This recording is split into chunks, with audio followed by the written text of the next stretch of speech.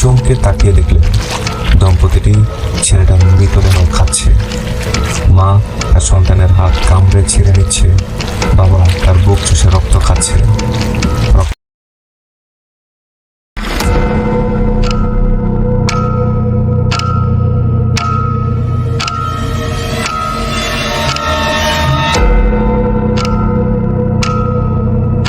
আসসালামু আলাইকুম সুপ্রিয় দর্শক শ্রোতা, আজ আপনাদের সামনে হাজির হয়েছি নতুন একটি গল্প নিয়ে। গল্পের নাম যাত্রাপথে অশরীরী আতঙ্ক। গল্পের প্রধান চরিত্র ইদ্রিস। রাত তখন প্রায় 11টা।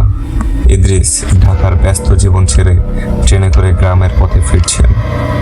ট্রেন যাত্রা শেষে যখন তিনি স্টেশনে নামলেন, চারপাশে গভীর নীরবতা। কোনো রিক্সা নেই কোনো গাড়ি। অস্বস্তি লাগলেও উপায় ছিল না, বাধ্য হয়ে হাঁটা শুরু করলেন। রাস্তার দুপাশে শুধু গাছের সারি, মাঝে মাঝে বাতাসে পাতার শব্দ শোনা যাচ্ছে। হঠাৎ পেছন থেকে পায়ের শব্দ এলো। তিনি থমকে দাঁড়ালেন, তার কাছে থাকা মোবাইলের আলো তুলে তাকালেন, কেউ নেই। তারপর আবার হাঁটা ধরলেন, কিন্তু এবার অনুভব করলেন শব্দটা যেন তার পায়ের সঙ্গে তাল মিলিয়ে চলছে। কেউ আছেন? কোনো উত্তর নেই। তিনি গতি বাড়ালেন, শরীরের রক্ত হিম হয়ে এলো। হাঁটতে হাঁটতে এক বাঁশঝাড়ের কাছে পৌঁছালেন। সেখান থেকে কারো ফিস ফিস শোনা যাচ্ছে, কে যেন তার নাম ধরে ডাকছে, ইদ্রিস ইদ্রিস।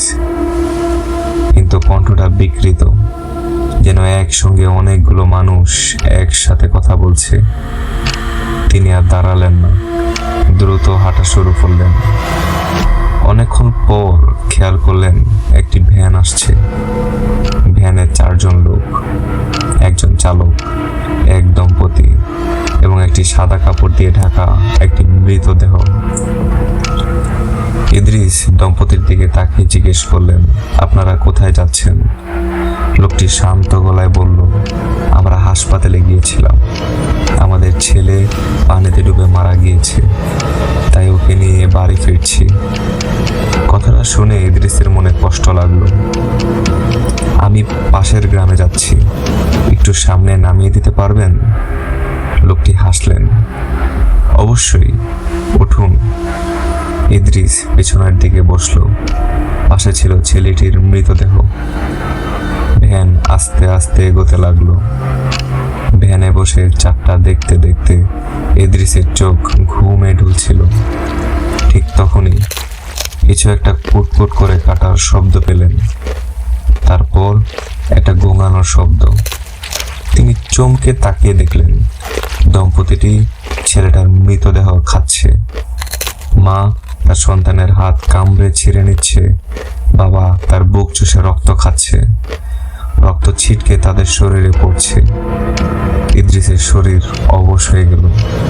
সে চিৎকার করে উঠল, তোরা কি করছিস? তখনই দুজন মুখ তুলে তাকালো।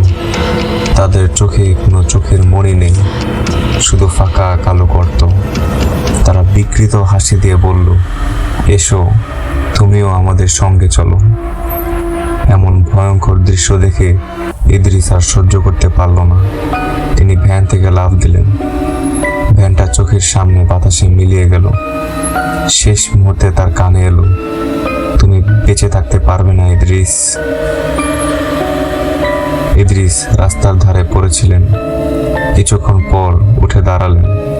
তিনি হাঁপাচ্ছিলেন।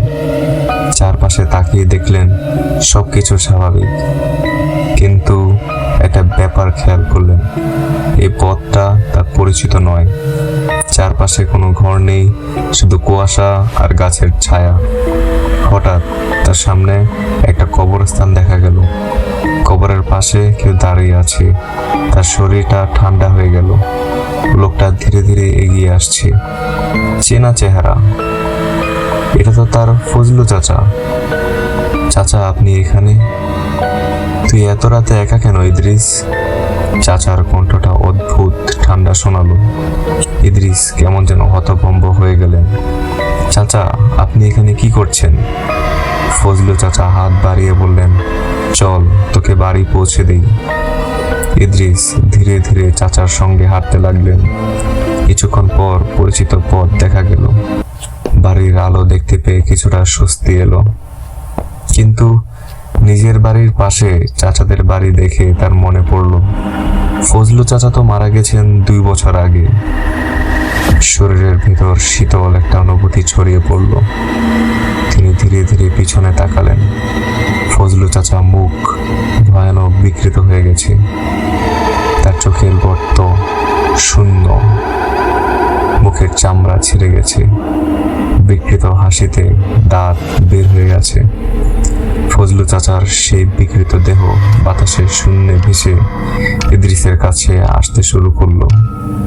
হঠাৎ বাড়ির ভেতর থেকে একটা কণ্ঠ ভেসে এলো, ইদ্রিস, তুই কোথায় ছিলি? তিনি চমকে তাকালেন। দরজার সামনে তার মা দাঁড়িয়ে আছেন।